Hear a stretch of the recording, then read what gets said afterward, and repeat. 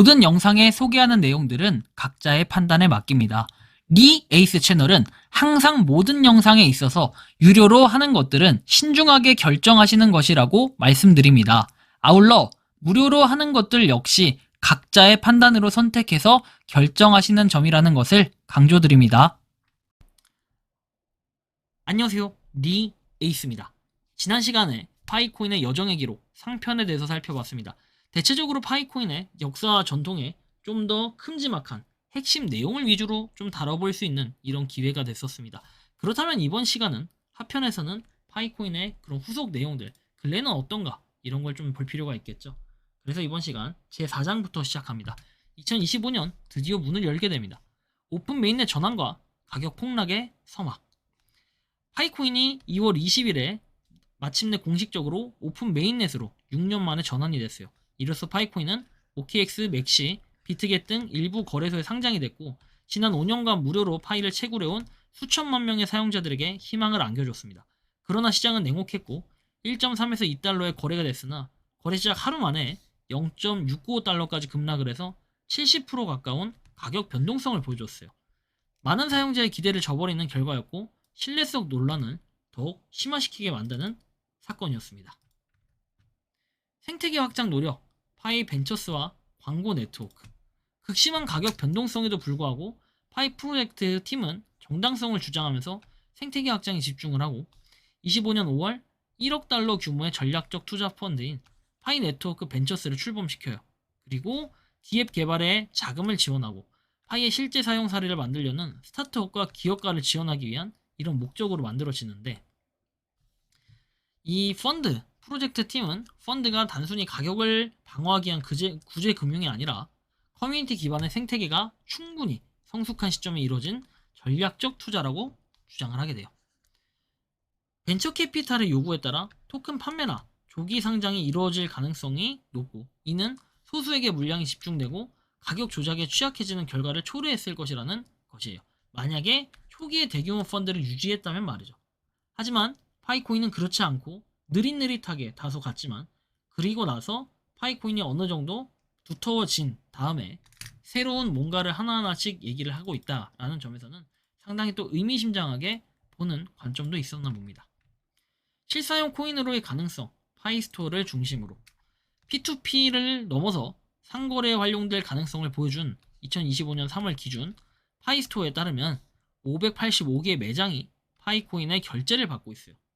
단순히 투기 대상이 아니라 실제 상품과 서비스의 결제 수단으로 자리를 잡으려는 노력을 지속하고 있고 사실상 2025년보다는 2024년이 피크였던 파이스토어가 아닐까라는 생각이 개인적으로 들기도 합니다. 당시에는 최소 한 개당 가격이 10,000원으로 쳐졌기 때문이죠. 냉철한 분석, 파이코인 모델의 명과 암이라고 되어 있습니다. 기존 암호화폐와 비교를 해보면 탈중앙화 기술 메커니즘에 의존을 했는데 파이코인은 금융 포용성을 위한 사회공학적 실험에 가까웠다.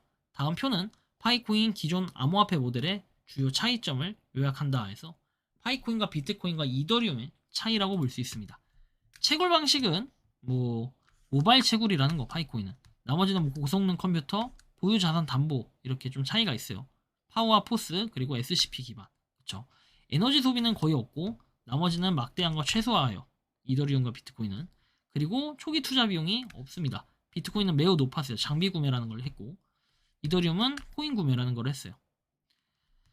파이코인은 사회적 신뢰 그래프, 보안 서클이라는 게 있었고 비트코인은 해시 연산, 이더리움은 담보된 지분 증명, 진입 장벽이 매우 낮았던 건 바로 파이 네트워크고 비트코인은 장비 구매에 대한 그런 진입 장벽이 높은 부분이 있고 이더리움은 중간적인 부분이 있었다. 이런 부분이 비트코인과 이더리움과 비교한 파이코인이라는 거였죠. 무료 채굴이 불러온 양면적 결과라고 할 수 있는데 무료 채굴 모델이 에너지 효율성이라는 강력한 장점을 바탕으로 유례 없는 대규모 커뮤니티를 형성하는 데 성공을 했어요. 하지만 동시에 다음 모델, 이 모델은 구조적 약점을 노출을 했는데 서버 기반의 채굴 방식이 파이코인 프로젝트가 표방하는 탈중앙화 원칙과 충돌한다는 비판.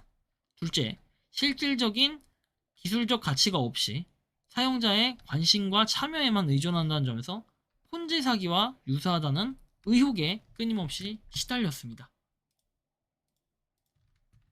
미래를 위한 재현, 신뢰 회복과 투명성 확보입니다.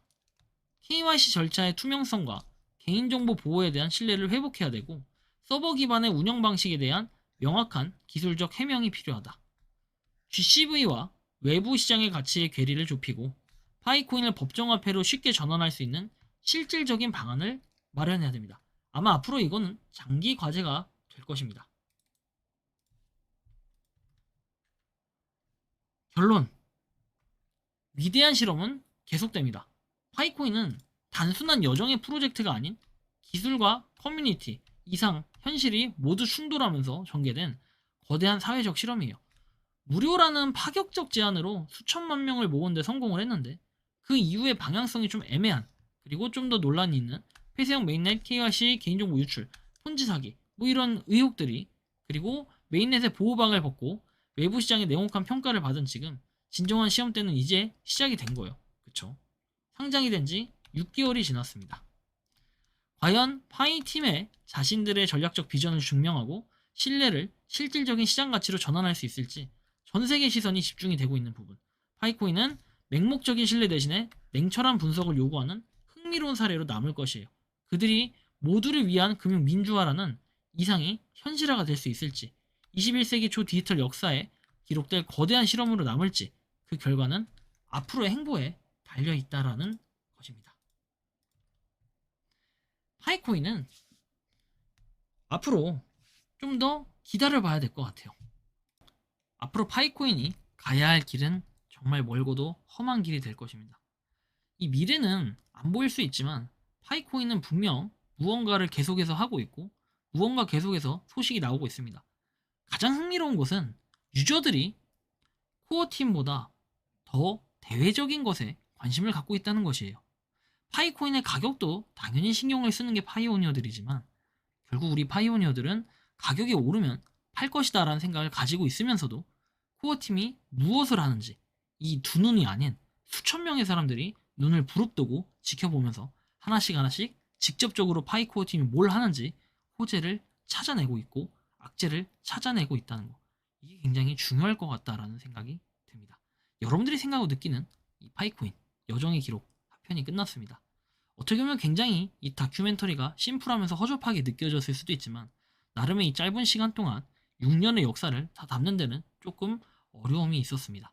여러분들이 생각하고 느끼는 이 파이코인 어떻게 좀 바라보고 계신지 자유롭게 여러분들의 의견을 한번 댓글로 남겨주시면 좋겠다라는 말씀 드리며 이번 영상은 여기서 마치는 걸로 하겠습니다. 도움이 되셨다면 구독과 좋아요, 알림 설정 부탁드리겠습니다. 리 에이스였습니다. 감사합니다. 평소에 궁금하셨지만 내가 시도해보기 어렵거나 시간 낭비하고 싶진 않고 새로운 제보를 해주실 분들께서는 아래의 주소로 메일을 보내주시면 제가 해결해드리겠습니다. 단톡방은 유튜브 검색창에 소통창구를 개설했습니다를 검색해주셔서 확인하시면 됩니다. 아울러 채널 멤버십 가입 시 다양한 혜택을 누리실 수 있으니 참고해주시기 바랍니다. 시청해주셔서 감사합니다.